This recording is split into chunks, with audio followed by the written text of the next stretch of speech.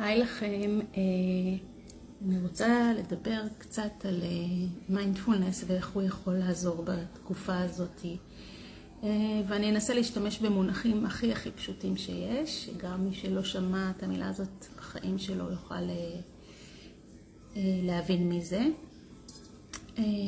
מה שקורה לנו עכשיו זה שבעצם אנחנו נמצאים באיזה סוג של לחץ תמידי, כלומר במצב של fight, flight, freeze, בטח שמעתם את המושגים האלה, שבאמת איזושהי תחושה של הישרדות. לא חווינו את זה אף פעם, לא שמענו, לא ידענו מדבר כזה, ופתאום ככה בבת אחת, לאור כל הטרגדיה שקרתה לפני שבוע וקצת, אנחנו ראינו שהחיים שלנו נורא שבריריים, וכל דבר יכול לקרות בכל רגע. ואנחנו הופכים לפעול בעצם על איזשהו מצב של אוטומט שאנחנו מנסים בעצם לשרוד את התקופה, לשרוד את הרגע, וכחלק מהניסיון לשרוד, מה שקורה לנו במוח זה שאנחנו מלאים בסרטים. כלומר, המוח שלנו מייצר עכשיו סרטים על גבי סרטים. קשה לנו להיות בכאן ובעכשיו. כאן ובעכשיו זה כל המהות, תרגול של המיינדפולנס. איך אנחנו יכולים להחזיר את תשומת הלב שלנו לכאן ולעכשיו. למה זה חשוב להיות בכאן ובעכשיו? קודם כל, ברגע שאנחנו מצליחים להסיט את תשומת הלב שלנו מהמחשבות למה שקורה כרגע, אנחנו רואים שאנחנו בסדר. אני לדוגמה עכשיו יושבת על כיסא, מדברת איתכם, המחשבות שלי כרגע לא עובדות, אבל אם אני סתם אעשה איזושהי פעולה רוטינית, לא יודעת מה, כמו לשטוף כלים, לנסוע באוטו, אז ישר המוח שלי יתחיל לעבוד, כי בעצם אין לי במה להסיק אותו באותו רגע, ואז הוא הולך למקומות האוטומטיים שהוא מכיר. המקום האוטומטי שלו כרגע זה מקום של הישרדות.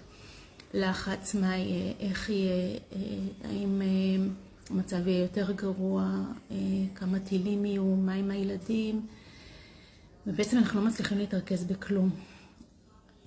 איך אנחנו מחזירים את תשומת הלב שלנו לרגע הזה, ולמה זה חשוב? כבר אמרתי, כי ברגע הזה אין מחשבות. הרגע הזה זה תחושות ורגשות. המחשבות שלנו הולכות קדימה ואחורה על מה שהיה ועל מה שיהיה, אבל הן לא נמצאות כאן ועכשיו. ואנחנו צריכים להזכיר לעצמנו כל הזמן, להחזיר את הקשב שלנו לכאן ועכשיו. זה גם יעזור לנו להפחית לחץ, כי אנחנו בעצם לא נהיה במחשבות ונייצר סרטים, וגם אנחנו נוכל להיות יותר מודעים למה שקורה לנו בגוף, ברגשות ובתחושות, שאלה דברים שקורים עכשיו. ובעצם המגע עם הרגשות או עם התחושות, אם זה למשל תחושת קיבוץ או עם רגש של עצב, עצם המגע הישיר עם זה יעזור גם לדברים הקשים לעבור קצת יותר מהר. כלומר, ברגע שניתן מקום לכל מה שאנחנו חווים כרגע, לרגשות קשים, לעצב מאוד גדול, לכאב, לגוף שכולו באמת מכווץ, אנחנו נצליח לעזור לעצמנו. עכשיו,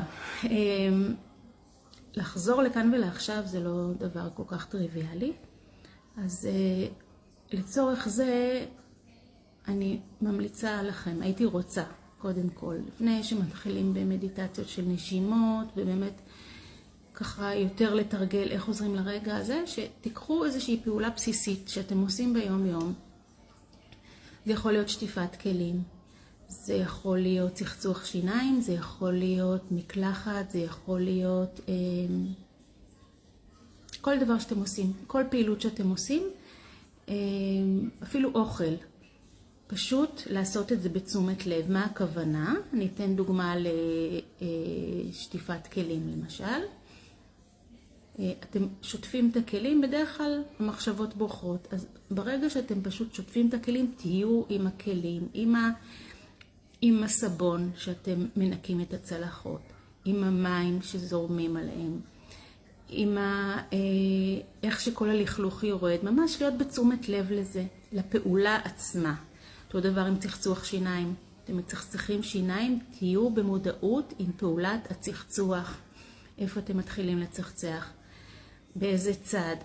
המגע של המשחת שיניים, עם השיניים, עם החך, הטעם, ממש להפעיל את כל החושים. ברגע שתתרגלו את זה, אתם תראו שאתם מתחילים להיות במודעות יותר גדולה לפעולות שאתם עושים. ברגע שתהיו במודעות יותר גדולה לפעולות, אתם בעצם תהיו פחות במחשבות, פחות בטרגדיות. וגם אם אתם תחזרו לזה, אחרי שתבצעו את הפעולה, זה כנראה יהיה ממקום קצת אחר. לא מהמקום המבועל, המפוחד והחזרתי. אז בשלב ראשון באמת לקחת איזושהי פעולה פשוטה במשך כל השבוע, ולחזור עליה, לחזור, וכל פעם שאתם עושים אותה, להיות איתה. ואם אתם רואים שהמחשבות בורחות, אז פשוט להחזיר את תשומת הלב שלכם לפעולה עצמה. זה יכול להיות גם עם מקלחת, התחושה של המגע של המים, עם הגוף, של הסבון, של המגבת, ממש להתמקד בכל פעולה ופעולה.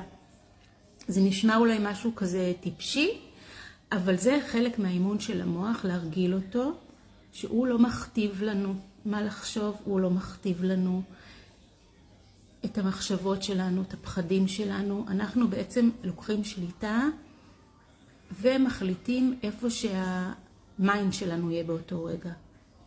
כלומר, פחות בקטסטרופות, אלא יותר במה שאנחנו עושים עכשיו בפעולות הכי פשוטות.